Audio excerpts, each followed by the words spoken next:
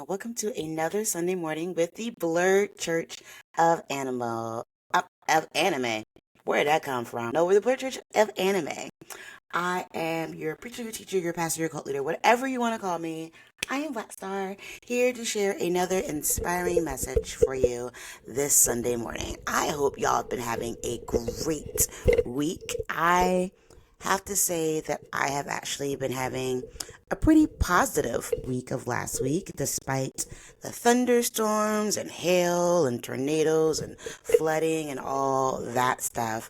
I have been feeling pretty cool.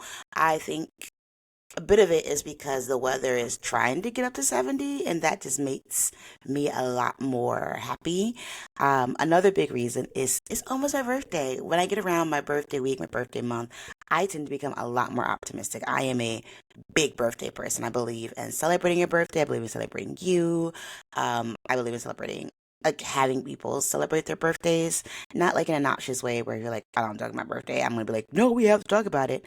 I definitely do think that you should do something special for yourself for your birthday. I just like to celebrate people, especially folk who are in my life. I'm happy that the people I care about have been born. I think their born day is super important. Um, and I know everyone doesn't feel that way. I know some people think their birthday is just another day. No one wants, some people don't want, especially when they get to a certain age, don't want to talk about another trip around the sun. But I do think growing older and being able to get old is such a blessing because so many people don't get the chance to do that. So I am always here to celebrate you and celebrate the fact that life made a way for you to be here, even when life is being super unfair. And maybe I just hasn't haven't consumed a lot of news this past week. I've definitely been reading more articles about people fighting back, which has always been interesting, versus reading the articles about all the crap that is happening. And that may have helped affect my mood as well this week. I hope you had a good week. I hope you're staying positive, that you weren't harmed in some of the crazy weather that continues to happen because global warming.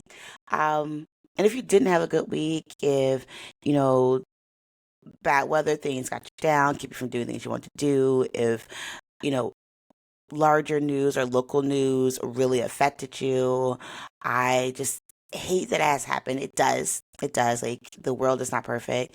But if you did not have a great week last week, as we say around here, F last week, this week we believe will be better. Uh, Days have to get better. Nothing can stay in the downward spiral forever. At least that is the hope, the optimism that is pouring out of me on this time in April. So it's my birthday's next week, or this week coming up. So I am so, so, so excited. Even though I don't have any big things planned. Again, I just like to celebrate myself when I can. All right, then. Because of that, I have been in this mood of like, what's a positive anime I can talk about? Y'all, I realize I don't watch a lot of positive anime. I mean, yes, you need a show that has conflict and drama, and that makes for something. I mean, there's definitely anime that have really cool, fun parts. And I do love a good comedy. I do love a good comedy. I was thinking about slice of life anime that's just like life is good and things are cool. And I realized I don't watch a lot of slice of life unless they're comedies. Like, I am a big fan of The Way of the House Husband, huge fan of The Disastrous Life of Psyche K.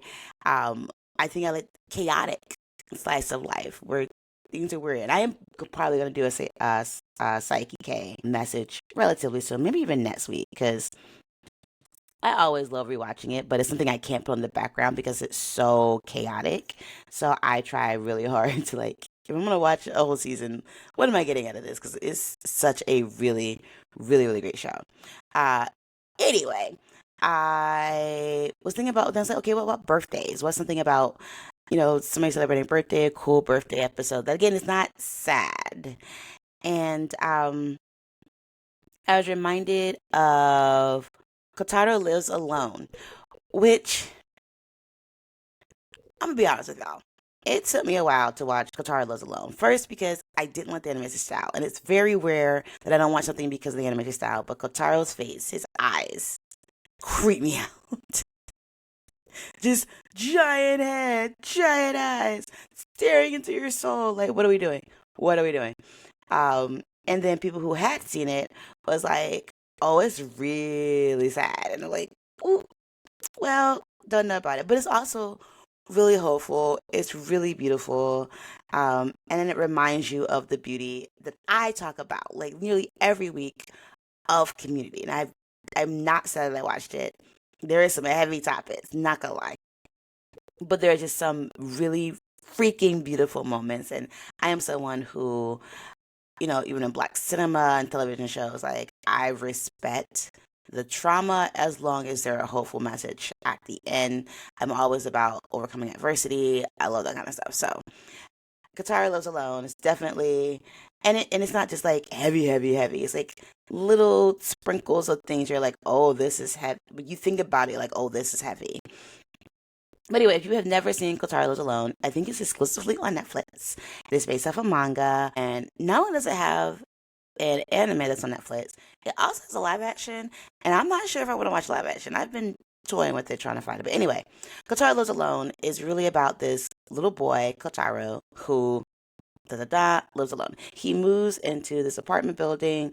You've seen them in Japanese anime all the time, especially when the high school student lives alone. Like I don't care when the high school student lives alone. If you're watching The Angel Next Door Spoils Me, is that kind of building where everyone has the outside doors and it's like a one room apartment with like a bathroom or whatever. So yeah, so Kotaro has moved into a small little complex like that, and he goes around meeting his neighbors by presenting them tissue boxes. It's like a movement. So very very old school, so very very mature for a 4-year-old. I think I need to stress because I don't think you know this unless you watch this. Kotaro is 4. Internal screaming commenced. I was like, okay, maybe he was 8. 4, living alone. And there is reasons. I won't spoil that for you, but there are reasons. Um, but as you learn more about Kotaro's backstory, you learn about the backstories a little bit of his neighbors. And what I do really genuinely love about this show is that when I talk about Community, I mean these kind of haberdash group of neighbors. Like one, like his next door neighbor is a manga artist who's, they're not in the nicest place. They're in a very like cheap place.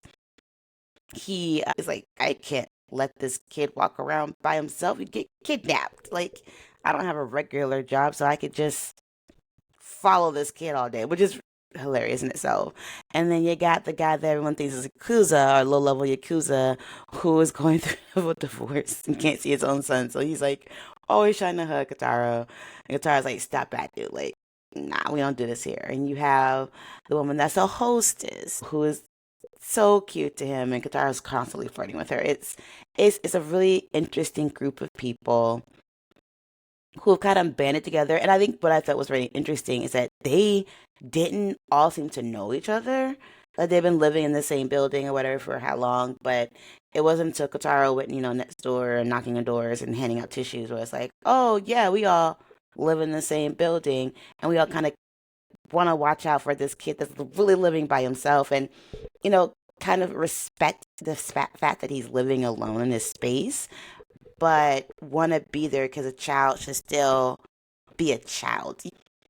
They don't know all the situations, but they're like, he's here for some reason, and we can do our best to be adults that care. Community, community.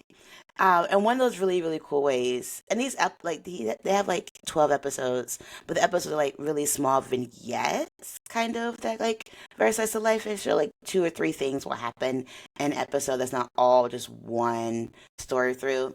But like in episode 4, one of the stories or one of those little vignettes is they discover that Kotaro has never had a birthday party. Like again, 4 years old, didn't know people actually celebrated birthdays. So of course the neighbors are all like, "What?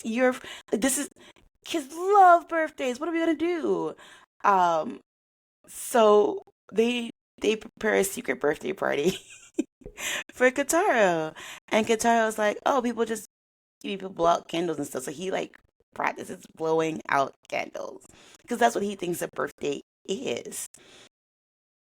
Um, And he kind of misses his own birthday celebration because he decides to share his birthday with the stray cats in the neighborhood, which is this so kid coded, but so cute.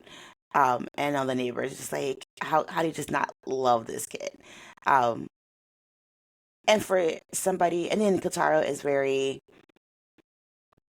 like I kind of like how they do it because he's definitely mature enough where you're like I can see you living alone, doing things like taking care of yourself. Definitely has a mind of a of a older person of like I need to do this like this. I know this is silly. Know I have to take care of myself. Even when he's around his friends, I think in that same episode, he has a friend who has a maid, and this kid doesn't do anything. He spills orange juice on himself. He calls for the maid to come and wipe him up. It's a whole thing. Katara's like, you can't live like this. Like, what happens if they all go away, my dude? Like, you need to be able. And he doesn't say it like that. Like, Katara's not a jerk. Katara's like, we're gonna go do a thing, and he takes his kid out, I think like crawfishing or whatever. And the kid's like, help me, I can't do it. And Katara's like, no, you can do it. You can try. But like he's very mature in a lot of ways as someone who's had to be mature. But there's just again, being a 4 year old, there's just so many things about general life that he doesn't get to experience or doesn't know and he doesn't make a big deal about it. It's like, oh, I didn't know people celebrated birthdays. It's just not something I've experienced. And that's where adults feel like they could come in and show Kotaro like community and love and like I especially love like his neighbor, the manga artist. What's his name? Carino. Yes. He's watching this strange 4 year old like against his own like not like against his own like he can't leave this kid alone. But he also like acts like it's such an issue. But it's not. Like he's like, I gotta be an adult. This kid, let me like help this kid out. He wants the kid to be more, I guess, I don't know, grateful that it's adults helping out. And Katara's like, I've been living alone for a while. Like, you don't have to do all this stuff. But anyway, that's neither here nor there. But I do really like that Karino is this character who really tries to give Kotaro his autonomy while also, and try to, like, he talks to him like he's not a 4 year old and can be a little harsh sometimes, which I think one of the other characters are like, you gotta think about the way you say things. Like, you don't understand trauma at all. Kotaro wouldn't be doing some of this stuff if he didn't have trauma around it. So I think Karina is more of the steady figure of like we could be like friends and do stuff and I'll look out for you. Where the other neighbors, I think it's like two or three other neighbors who you routinely see are much more on the sensitive side of what's going on, let me ask you questions, how do you want to do some things, like there's just some very and they're not like long sad moments but little things that you notice and you're like and adults notice it. I think what I love more about this because I think I said in the last one, especially around Tokopi's original sin, that adults don't do nothing, like adults are trash. And this is a show, which is why I had to say it today this week, there's the opposite, that the adults around Kotaro, that the adults who he interacts with who are not his family are amazing. They're not perfect. They're dealing with their own stuff. They have their own issues, but they tend to be really, really invested in making sure someone else is okay, even if they don't know how to make themselves okay. And I am here for that because then there's times when Kotaro definitely steps up and he tries to make sure that they are okay. And I'm gonna lie, I cried this anime. I do. And I love the birthday episode because I think it reminds us that even when things aren't great, even if you don't have a family or you're being super independent or feel there's not a big reason to celebrate, that there are still people who are willing to celebrate you, people who want to make sure that you have good experiences. Does it always work out the way you kind of hoped and think, or does it work out well? No, I had a group of friends in college who tried to throw me a surprise birthday party, and I absolutely loved the idea of it. Like I was genuinely surprised they had pulled things together. I was like, wow, and we were freshmen too. Like I didn't even know these people, but I think they were talking about how like I never had like a real birthday party by myself because me and my older sibling, our birthdays are like about 2 weeks apart, if that. And so we've always had like, if we had a party, it was a joint party. My parents were not doing two separate things. And I always felt like my birthday wasn't about just me, or I never really had anything on my actual birthday. I didn't have a sweet 16, none of that.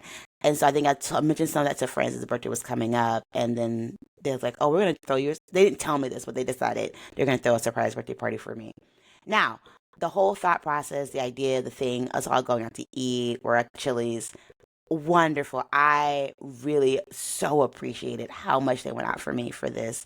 On just like something I just randomly thought about, something I wasn't even like stressing about. Like, yeah, I never had a surprise party. My life is not great. It was just like, okay. But the midst of the party, things did not go well.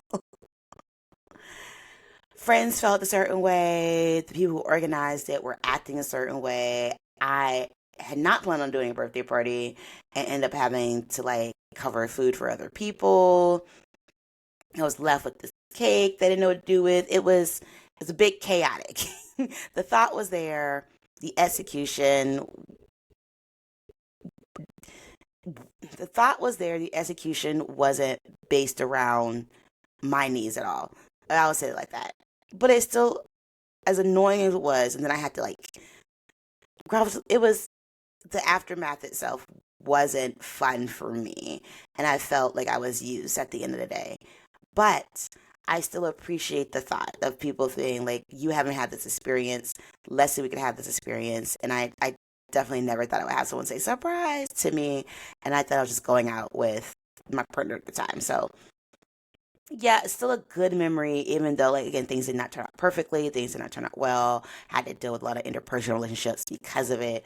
But it is what it is, you know? And I do appreciate people who put the thought out there. And I think this birthday episodes, and most of Kotaro Lives Alone, is people maybe not getting it 100% right and not understanding how to make it right, but people wanting to and people willing to do the work to support someone who they feel like should have a better life and, should be allowed to be a kid in some instances. And that makes for a really great watch. But seriously, I need more like non-traumatic slice of life, y'all. Like, do y'all know some slice of life animes? What about the girl who has like a deer horns or something like that? I've heard that. That's comedy. Okay, I need like some true slice of life that's not just situated in comedy. Because I feel like it's been years since I watched like cute girls do cute things, or I don't know, what are slice of life you think I would like that I won't get bored with? That like cool characters, it's fun to watch. It doesn't have to be. I'm trying to keep it less chaotic than Psyche. Because don't get me wrong, I love it. I love Psyche. It's mwah. But I'm trying to like do some regular slice of life. And Qatar Lives Alone feels like it could be that. It's just really traumatic. Well, that's all I'm going to say. I want to keep this a little bit shorter. I'm going to get out here and live my life on this beautiful Sunday, even though the weather has gotten colder than it was all week when we had tornadoes. It's fine. It's spring. We're used to it. It's fine. Anyway, I hope you have a fantastic week. I am wearing the last of my 30 shirts because I won't be 30 soon anymore. But I'm excited for my birthday and all that comes with it. And I will see y'all next week. Okay? Okay then. Bye!